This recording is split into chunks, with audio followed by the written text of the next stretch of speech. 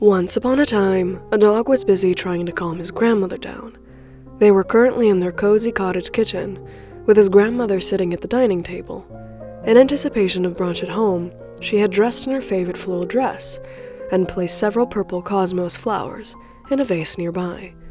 It would have been a peaceful, lazy morning, if not for one issue. She grumbled in her grandson's direction. "We have no bread." She was quite frustrated, shaking her weathered hands in the air with lots of energy. It was a Sunday holiday, so most shops were closed, and the dog had forgotten to get extra groceries earlier in the week, truly underestimating the power of bread. He shook his head. "There are too many places closed up. I can't get you any more. We'll just have to deal with crackers." This response only made his grandmother more irritable. "Crackers? You can't have Eggs Benedict with crackers. That's ridiculous. Go ask the new neighbor for some bread." At these words, the dog paused. The new neighbor? The one who moved in last year? The dog sighed and rubbed the back of his neck, reluctant to follow her demand. The new neighbor across the orchard was very weird. You see, he was a possum with a very peculiar set of behaviors. A bit of a recluse who always smelled of beef stew.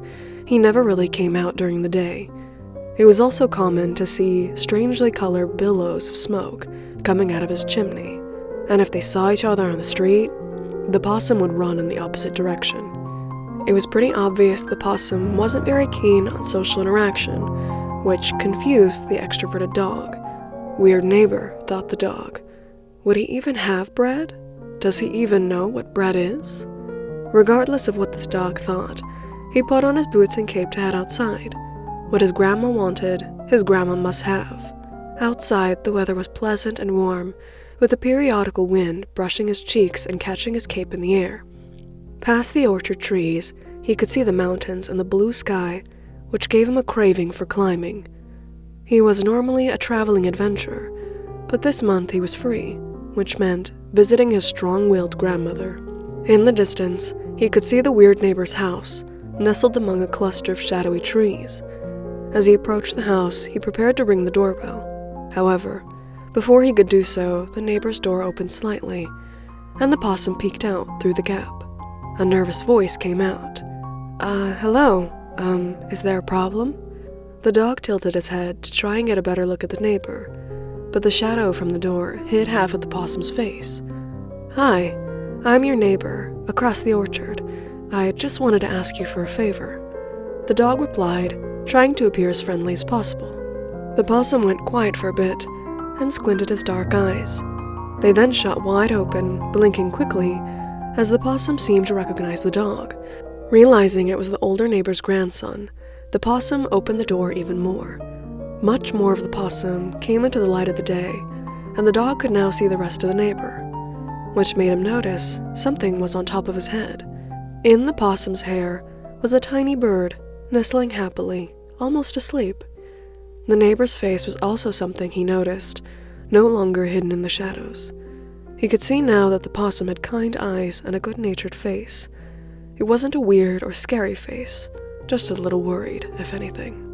The neighbor he was so wary about looked like he couldn't even hurt a fly. The possum nodded awkwardly. "Yes? What can I do for you?" "Do you have any bread?" the dog asked, still thinking in the back of his mind the possibility that this possum might not even know what bread was. The possum perked up at the word bread, and the nervousness turned into cheerful excitement. "Yes, I have found lots in town. I recently went dumpster diving, so I have so many different kinds. Come in." Opening the door, the possum ushered the dog in, and he could see a kitchen shelf with rows of appetizing bread neatly wrapped up in clean, brightly colored fabric. The smell of beef stew was from a simmering pot on the stove. It made his mouth water, and the possum packed him a small container with some. As he took a few English muffins, he decided not to tell his grandma exactly where the bread was from.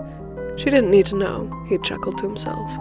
Walking up the hill, he waved goodbye to his possum neighbor, making a note to visit again when he needed more bread. And a special thanks to my Raccoon Snacks patrons, Anna Gaylord, Arij, Eglay, Jessica, Julia, Paige Sullivan, and S. Marie Carlson. Thank you so much.